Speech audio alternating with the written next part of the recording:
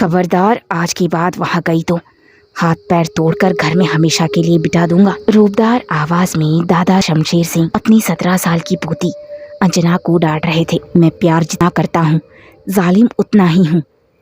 मान मर्यादा और इज्जत का ख्याल रखना अब तुम्हें सीखना होगा। तुम अब बड़ी हो गई हो अंजना, घर में तहजीब से रहना सीखो। माँ और चाचियों की घर के कामों में मदद करो, रसोई सीखो और ये बचपना बंद करना पड़ेगा। जब देखो उछल कूद करती रहती हो। दादा शमशेर सिंह डांट रहे थे और घर के सभी सदस्य सुन रहे थे। क्या मजाल किसी ने कुछ बोला हो। सभी लोग सिर झुकाकर बस बातें सुन रहे थे। काफी गुस्से में लग रहे थे वो। बड़ी बड़ी घनी मूंछों वाले बलिष्ठ शरीर, 70 साल की उम्र के बावजूद भी आवाज में जरा सा भी बुढ़ापा नहीं दिख रहा था। गुस्सा उन्हें कम ही आता था, लेकिन आज उनकी पोती अंजना ने काम ही ऐसा किया कि उन्हें गुस्सा आ गया। जब दादाजी से डांट पड़ी तो अंजना अपनी माँ के साथ कमरे में गई। माँ अपनी बिटिया को बिठाकर उसके बाल संवारने लगी। लंबे लंबे काले घने बालों में पहले तेल से मालिश शुरू की और बीच बीच में संवाद। बेटा, इसलिए हम मना करते हैं। दादाजी का रूप देखा ना, तब अंजना ने कहा, पर माँ, मैंने क्या गलत किया? मैं तो अपनी दोस्त से मिलने उसके घर जाती हूँ, खेलने जाती हूँ। बेटी, वही तो समस्या है। अब खेलने कूदने की उम्र नहीं, बल्कि शादी की उम्र हो रही है। थोड़ा घर का काम सीखो, चौका बर्तन इत्यादि। माँ, आप घर का काम करती ही नहीं हो कभी, फिर मैं कैसे करूँगी? मेरे ससुराल में भी नौकर रहेंगे, चहकते हुए अंजना बोली। तब उसकी माँ ने कहा, नौकर रहेंगे पर औरत को काम आना चाहिए। तब अंजना ने कहा, मुझे सब कुछ आता है, मैंने सब सीखा था। माँ ने कहा, औरत को काम आना चाहिए, कभी भी करना पड़ सकता है, और जब नौकर नहीं होते हैं तो हम लोग करते हैं ना। ठीक है माँ, मैं सीख लूंगी। आज की सीख यही खत्म करो। हंसते हुए अंजना बोली, अब कल सिखाना। और अंजना वहाँ से भागते हुए अपने कमरे में चली गई और माँ अंजना को मुस्कुराते हुए देखती रह गई। कितनी मासूम और भोली सी है मेरी बिटिया, अभी भी वही बचपन, वही नटखटपन। बस अब कोई अच्छा सा घर खानदान मिल जाए, फिर हाथ पीले करके आराम मिलेगा। ठाकुर शमशेर सिंह अपने गांव के मुखिया थे। उनके घर में नौकर चाकर भी थे। गांव में सबसे ज्यादा खेत उन्हीं का था। उनका एक खास नौकर था, हीरा, जिनका खानदानी काम था शमशेर सिंह दादा के घर में काम करना। हीरा की एक लड़की थी, निमकी, बहुत ही होशियार, अंजना के साथ रहती थी। पर कुछ दिनों से शमशेर सिंह को दोनों का साथ रहना पसंद नहीं था। अंजना बहुत मना करने के बावजूद भी निमकी से मिलना नहीं छोड़ी।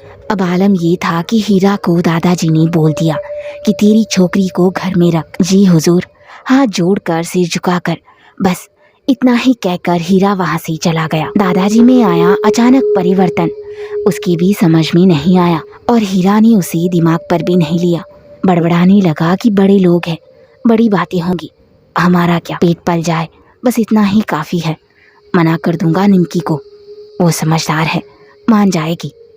रात का प्रथम पहर था, जब सभी लोग गहरी नींद में सोए थे। बस एक अंजना थी जिसकी आंखों में नींद नहीं थी। वो सबके सोने का इंतजार कर रही थी और जब सभी सो गए तब धीरे से अंजना कंबल ओढ़े दबे पाँव घर से बाहर निकली। आवाज ना हो इसलिए उसने पाँव में चप्पल भी नहीं पहनी। धीरे से दरवाजा खोला और घर की 4 दीवारों से बिल्कुल बाहर हो गई। जैसे ही बाहर गई उसे निमकी मिली और दोनों मिलकर कहीं चलने लगी। पता नहीं कहा, पर दोनों बहुत ही खुश थे।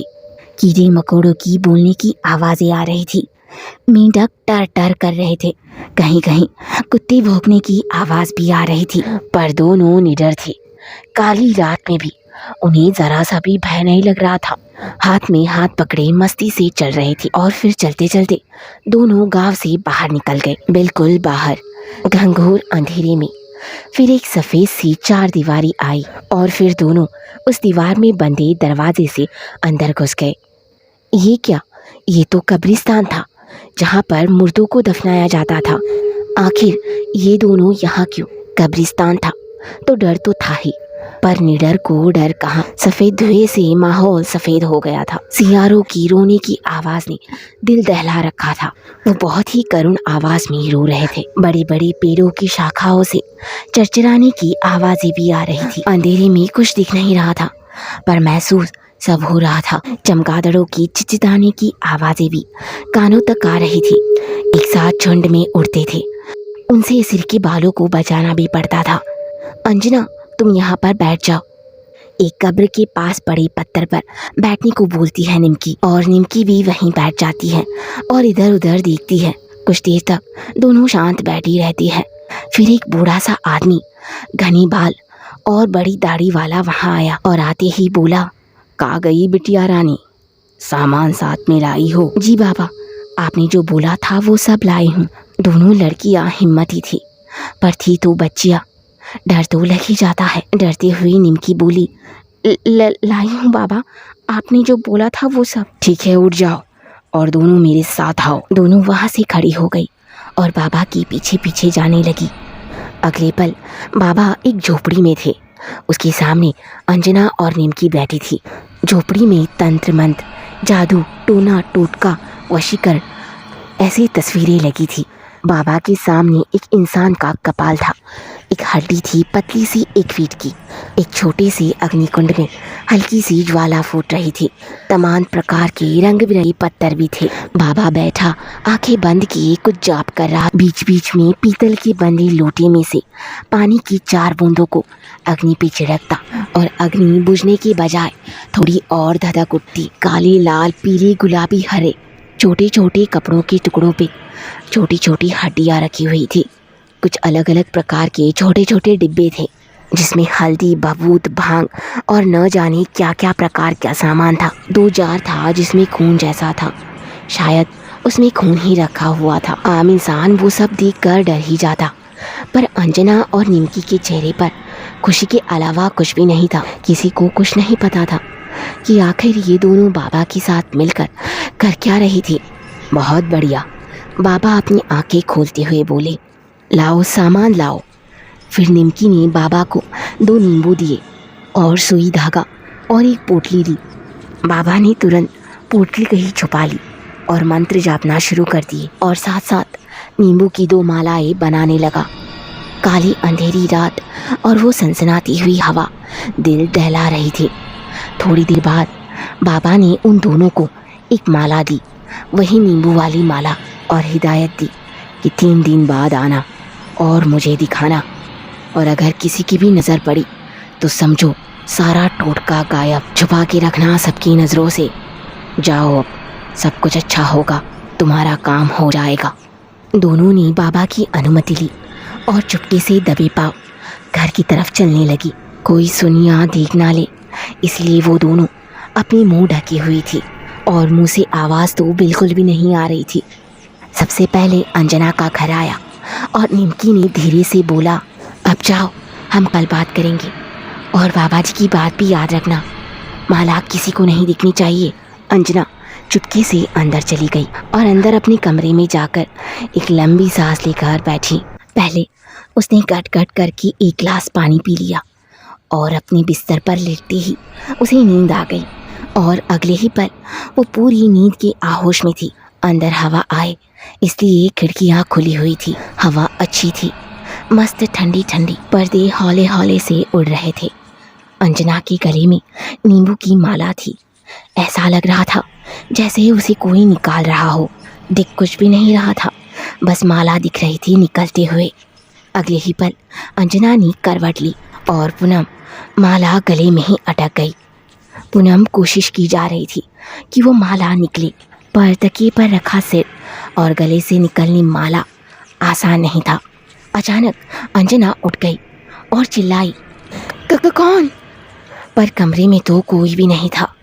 चारों तरफ अंधेरा, फड़फड़ करके पर्दे लहरा रहे थे और मस्त ठंडी हवा आ रही थी। अंजना ने अपने गले में देखा तो माला सही सलामत थी। अब वो हल्की सी डर गई थी। उसे एहसास हो गया था कि कोई तो है जो उसके गले से वो माला निकालना चाहता है। फिर वो सोने का प्रयास करती रही, पर नींद आंखों से मीलों दूर थी। आखिर कौन था वो जो माला चुराने की कोशिश कर रहा था, और ये माला का राज क्या था? दोनों लड़कियां चाहती क्या थी? दादा, मुझे अंजना से मिलना है। सहमी हुई निमकी धीमे से दादा शमशेर सिंह से बोली। क्यों, क्या काम है?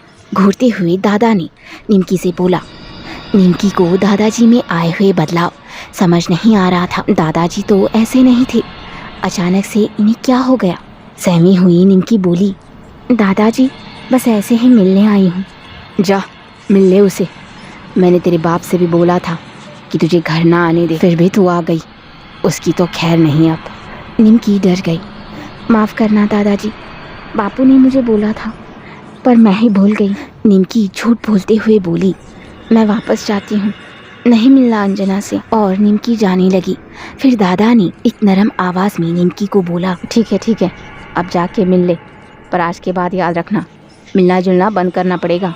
ठीक है दादाजी। और निमकी भागते हुए घर में घुस गई और फिर अंजना को ढूंढने लगी। अंजना अंजना क्या है? अंजना बोली, अरे क्या हुआ है दादाजी को? मुझे डांट रहे थे और तुमसे मिलने से मना कर रहे थे। हाँ निमकी, दादाजी कुछ दिनों से ऐसे ही कर रहे हैं। और पता है, रात को कोई मेरे गले से माला निकालने की कोशिश कर रहा था, फिर मैं हड़बड़ा कर उठ गई और फिर पूरी रात मुझे नींद नहीं आई। क्या? निमकी चौंकते हुए बोली, ठीक मेरे साथ भी ऐसा ही हुआ था। मैंने तो किसी तरह माला को बचाया। आखिर ये हमारे साथ क्यों हो रहा है? कहीं ऐसा तो नहीं कि हमारी योजना की खबर किसी को लग गई हो और वो कोई जादू टोना कर रहा हो? अंजना बोली, पता नहीं अंजना, पर अब डर लग रहा है। कहीं ऐसा तो नहीं कि हम उस बाबा के झांसे में आ गए? नहीं निमकी, बाबा मुझे झांसा वाला नहीं लगता। और कुछ भी हो जाए, अपनी योजना में कामयाब होकर ही रहूंगी। तुम मेरा साथ अंत तक दोगी या नहीं, मुझे ये बता देना। मैं हमेशा तुम्हारे साथ हूँ अंजना, दिलासा देते हुए निमकी बोली। आज का दिन किसी तरह गुजरा। कल रात को निमकी और अंजना को बाबा के पास जाना था। आखिर चल क्या रहा था दोनों के दिमाग में? मन में क्या खुराफात जन्म ले रहा था? 17 साल की लड़कियों के मन में भूत प्रेत, जादू टोना, बाबा, आखिर ये सब क्यों? आज की रात हुई, पहले ही डर था उसे कि कोई परेशान ना करे, इसलिए माँ के पास बेखौफ सोई अंजना। फिर सुबह हुई अचानक और माँ उठते ही अपनी लाडली बेटी अंजना को देखकर चौंक गई। अंजना का शरीर पूरा पीला पड़ गया था। अंजना अंजना, हड़बड़ा कर माँ हिलाते हुए अंजना को बोली, अंजना उठ बेटा। और अंजना घबरा कर उठी। क्या हुआ माँ, तू ठीक तो है ना? हाँ माँ, मुझे क्या हुआ? माँ अंजना के शरीर को छूते हुए बोली, सब कुछ तो ठीक है, आंखें दिखा आंखें। माँ क्या हुआ तुम्हें? चल आंखें दिखा। फिर माँ ने अंजना की आंखें देखी, फिर दोनों हाथों के नाखून देखे। सब कुछ ठीक था, तो शरीर क्यों पीला पड़ गया था? फिर माँ जोर से चिल्लाई, अरे अंजू के बापू सुनते हो? पर बापू ने कुछ ना सुना। फिर माँ ने फिर से आवाज लगाई, चंदा, अरे ओ चंदा। हाँ मालकिन, जाकर हकीम जी को बुला कर ला तो। ठीक है मालकिन। और चंदा चली गई। माँ मुझे तो कुछ भी नहीं हुआ है, पर आप ऐसे क्यों व्यवहार कर रही हो? जाकर दर्पण देख एक बार, फिर पता चलेगा। फिर अंजना बेड से उतरकर दर्पण के पास चली गई।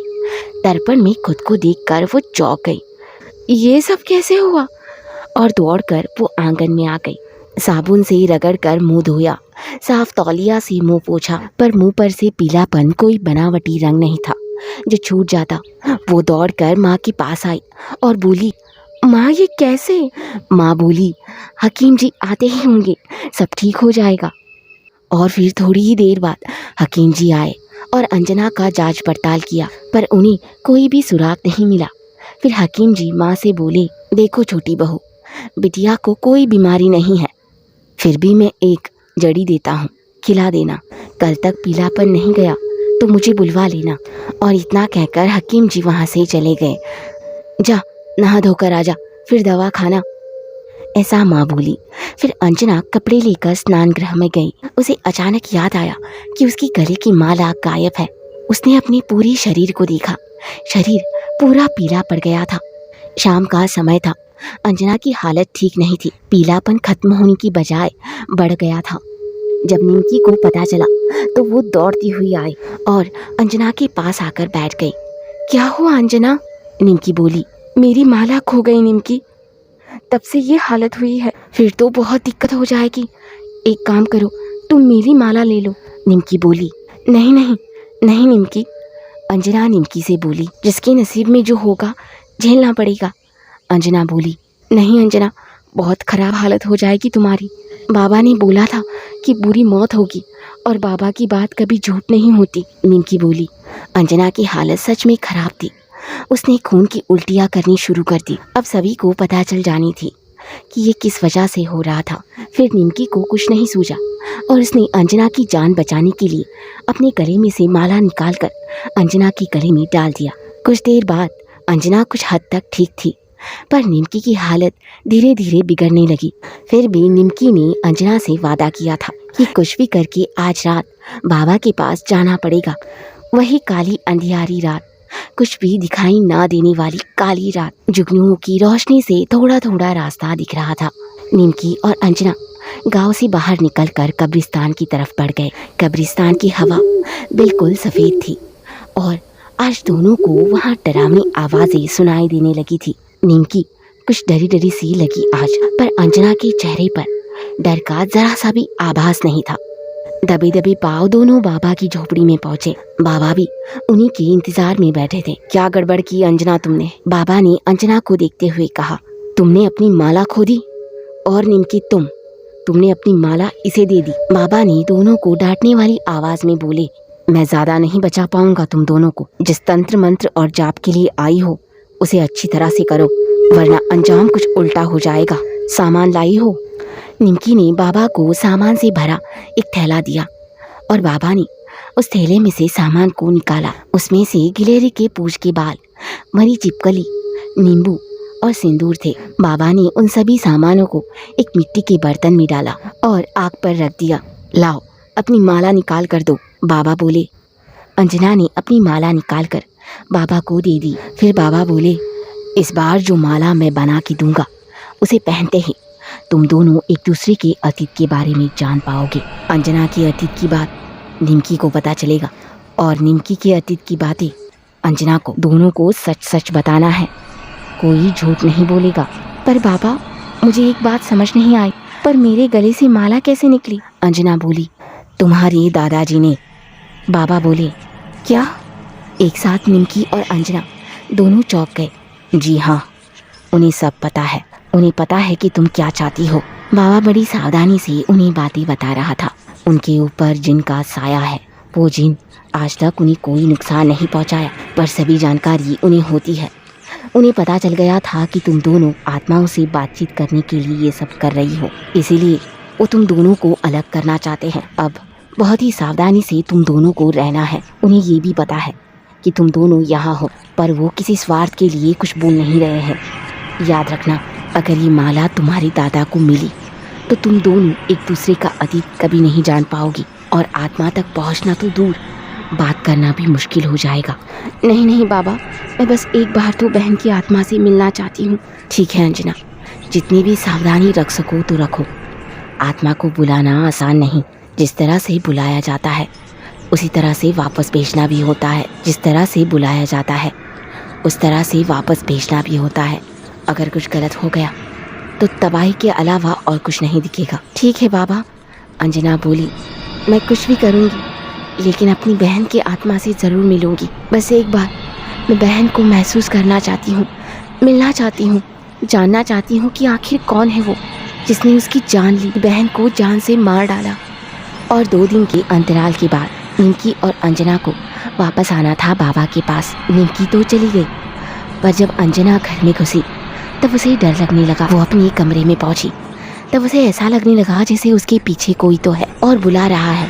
पर जैसे ही अंजना पीछे देखती है, सब गायब। उसने अच्छे से अपने कमरे का दरवाज़ा बंद किया, सभी खिड़कियां भी बंद कर दी और बहुत नींद आने के बावजूद भी सोई नहीं। पूरी रात बस करवटें बदलती रही। आखिर किस तरह वो आत्मा से मिलेगी? दादाजी ने माला क्यों चुराई थी? दादाजी पर भी जिनका साया था। चलिए जानते हैं नेक्स्ट पार्ट में। और अगर ये वीडियो ज़रा सी भी पसंद आई हो तो एक लाइक और अगला पार्ट देखने के लिए हमारे चैनल को सब्सक्राइब भी कीजिएगा।